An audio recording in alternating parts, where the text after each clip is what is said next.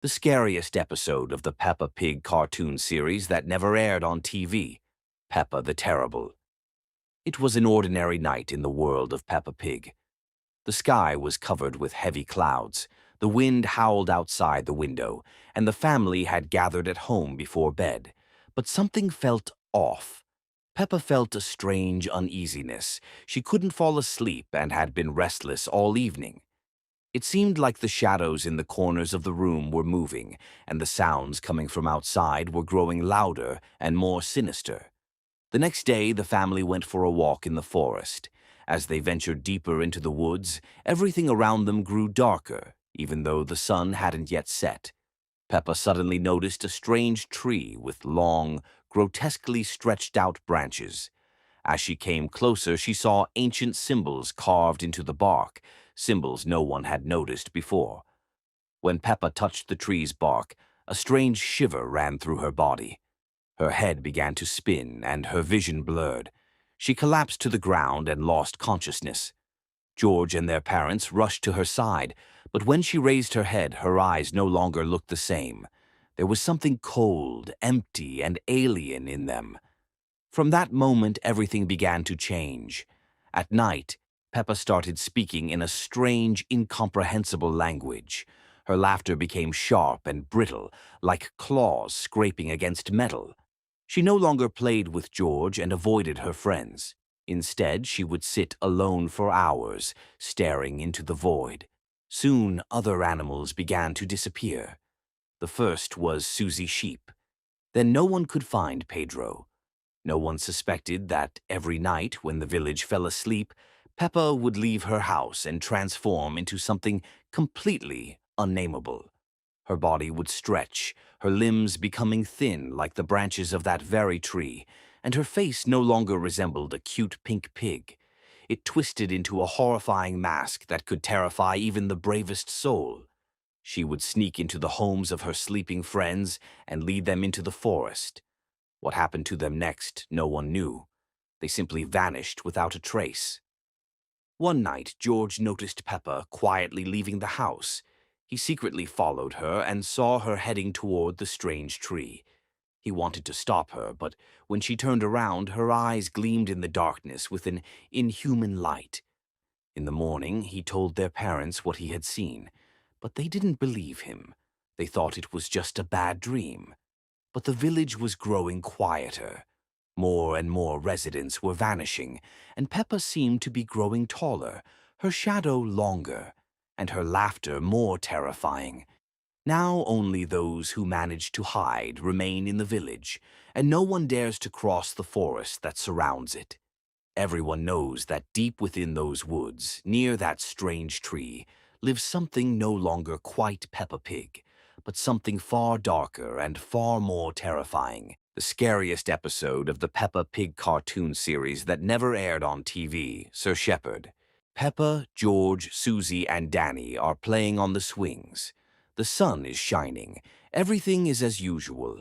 Suddenly, clouds begin to gather in the sky, and from behind the trees appears a tall gray boar wearing an old-fashioned hat and a worn-out vest.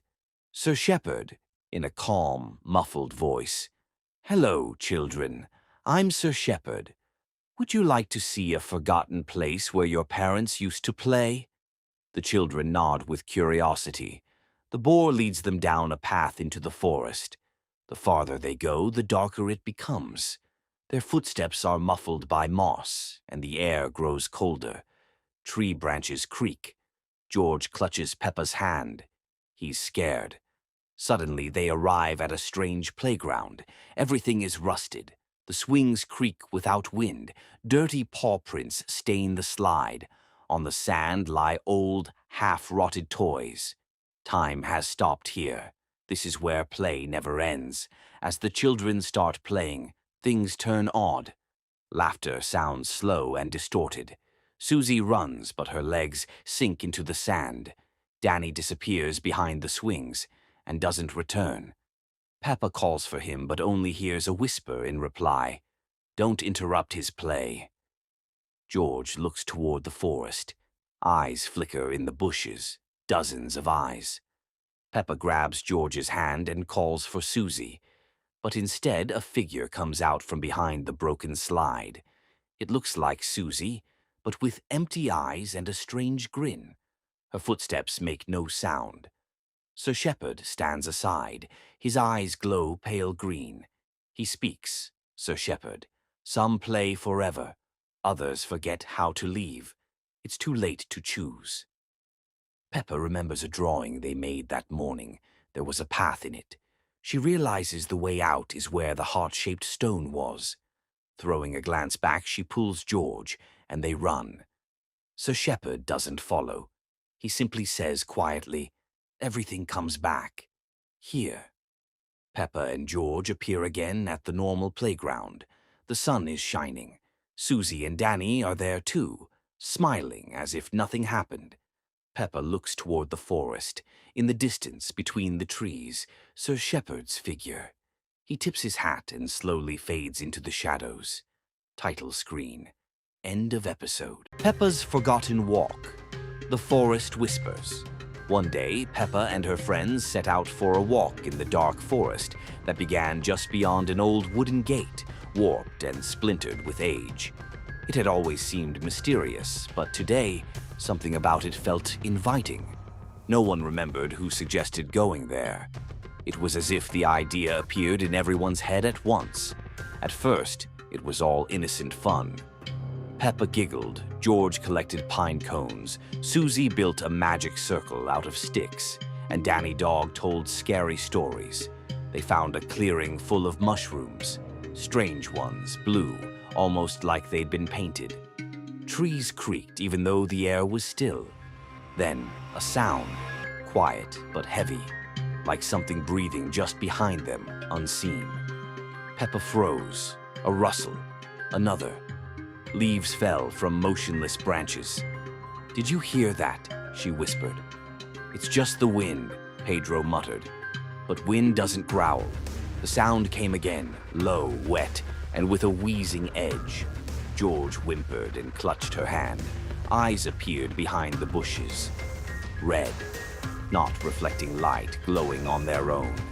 "It's a monster," Rebecca screamed, and in that instant the forest woke up. A boar, but not like any they'd ever seen.